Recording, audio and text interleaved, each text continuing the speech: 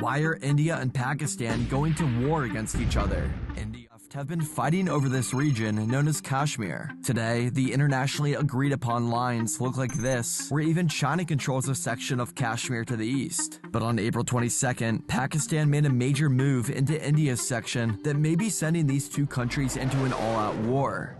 5 Pakistani militants moved into the Basaran Valley, which is a popular tourist area. These militants were targeting anyone who wasn't Muslim. The militants reportedly asked the tourists to state their religion and recite Islamic verses so that they could tell who was Muslim and who wasn't. The militants then executed anyone who wasn't Muslim, only sparing women and children, where 26 died and 20 others were injured. Assalamualaikum warahmatullahi wabarakatuh. Perkenalkan, kami dari kelompok 12. Di sini kami akan mempresentasikan hasil diskusi kami atau makalah kami yang berjudul Perbandingan Politik Luar Negeri India dan Pakistan terhadap konflik regional Asia Selatan, pendekatan strategis dan kepentingan nasional dalam perebutan wilayah Kashmir.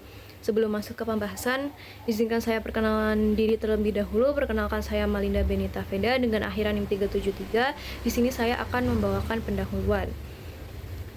Konflik perebutan wilayah Kashmir merupakan salah satu sengketa teritorial yang kompleks dan berkepanjangan di dunia. Dia berlokasi di kawasan Asia Selatan. Wilayah Kashmir terkenal dengan tanahnya yang subur, pemandangan yang indah, dan sungai-sungai yang mengalir sepanjang tahun, sehingga menjadikannya incaran bagi negara-negara di sekitarnya, terutama India dan Pakistan. Sengketa ini telah berlangsung selama lebih dari 7 dekade atau sejak pemisahan resmi India dan Pakistan pada tahun 1947. Problematika Kashmir bermula dari fakta bahwa meskipun mayoritas penduduknya beragama Muslim, penguasa Kashmir pada saat itu ialah Maharaja Hari Singh yang seorang Hindu. Dan pada 27 Oktober 1947, Maharaja Hari Singh memutuskan untuk bergabung dengan India tanpa persetujuan penduduknya, yang kemudian memicu penolakan keras dari Pakistan dan masyarakat Muslim di Kashmir. Keputusan sepihak ini secara efektif menempatkan Kashmir sebagai wilayah sengketa yang tak kunjung terselesaikan. Dan bagi kedua negara, Kashmir memiliki nilai yang sangat tinggi dan esensial. Tidak hanya sebagai masalah teritorial belaka, tetapi juga berkaitan erat dengan kepentingan nasional. Dan konflik yang berkepanjangan ini telah ditandai dengan 4 kali perang berskala besar, sehingga menciptakan ketidakstabilan yang signifikan di Asia Selatan. Dan keterlibatan kedua negara bersenjata nuklir dalam sengketa ini menambah dimensi bahaya global, memicu perlombaan senjata, dan menciptakan saling ketidakpercayaan atau mutual distrust yang tinggi antara kedua negara. Nah, disinilah politik luar negeri memainkan peran pentingnya. Baik India maupun Pakistan membangun strategi luar negeri yang erat kaitannya dengan konflik ini. Menariknya, konflik ini tidak hanya berdampak pada kedua negara, tetapi dapat mempengaruhi juga stabilitas kawasan Asia Selatan secara keseluruhan. Ketegangan berkepanjangan, perlombaan senjata, dan potensi konflik nuklir menjadi ancaman nyata bagi keamanan regional bahkan global. Oleh karena itu, apa kepentingan nasional yang mendorong strategi luar negeri negara India dan Pakistan terhadap konflik regional di wilayah Kashmir? Konflik berkepanjangan antara India dan Pakistan terkait Kashmir menjadi salah satu isu paling rumit di Asia Selatan sejak 1947. Saat Inggris membagi wilayah India berdasarkan agama, muncullah dua negara, India yang mayoritas Hindu dan Pakistan yang mayoritas Muslim. Namun keputusan sepihak penguasaan Kashmir saat itu, Maharaja Hari Singh, untuk bergabung dengan India tanpa konsultasi publik, memicu protes keras dari Pakistan dan penduduk Muslim lokal, menjadikan Kashmir titik api yang belum padam hingga kini. Lanjut, bagi India, Kashmir adalah bagian tak terpisahkan dari negara federalnya, baik secara historis maupun strategis. Wilayah ini dinilai sebagai benteng pertahanan penting di kawasan Himalaya, dan menjadi akses ke pengaruh regional terhadap negara-negara seperti Afghanistan, Tiongkok, dan Tibet. Dorongan untuk mempertahankan wilayah ini membuat India aktif memperkuat kekuatan militer dan menempati posisi keempat militer terkuat di dunia pada 2024. Di sisi lain, Pakistan menganggap Kashmir sebagai urat nadi kehidupan nasional. Wilayah ini adalah sumber utama aliran sungai penting seperti Indus, Jhelum, dan Chenab, vital bagi pertahanan Pakistan.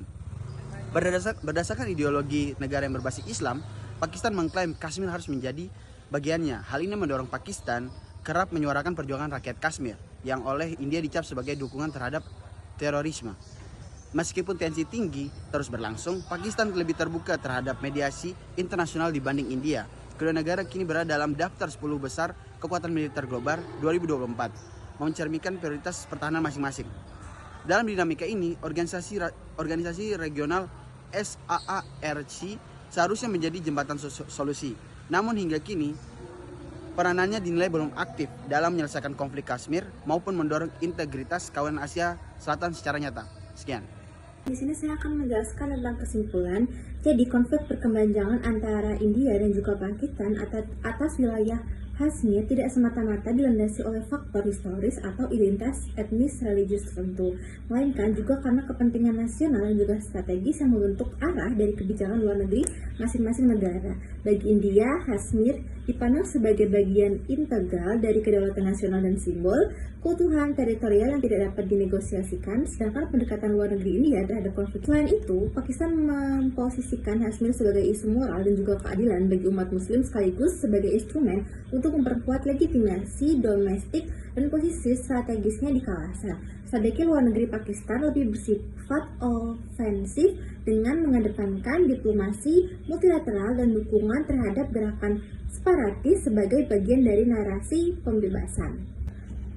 Perbandingan ini menunjukkan bahwa meskipun kedua negara mengklaim kepentingan nasionalnya sah, pendekatan strategis yang mereka tempuh itu justru memperdalam polarisasi dan memperumit upaya penyelesaian damai. Kepentingan nasional yang bersifat eksistensial dan simbol telah menjadikan Kashmir bukan sekedar sengketa wilayah, melainkan medan konstelasi identitas, kekuasaan, dan pengaruh geopolitik di Asia Selatan.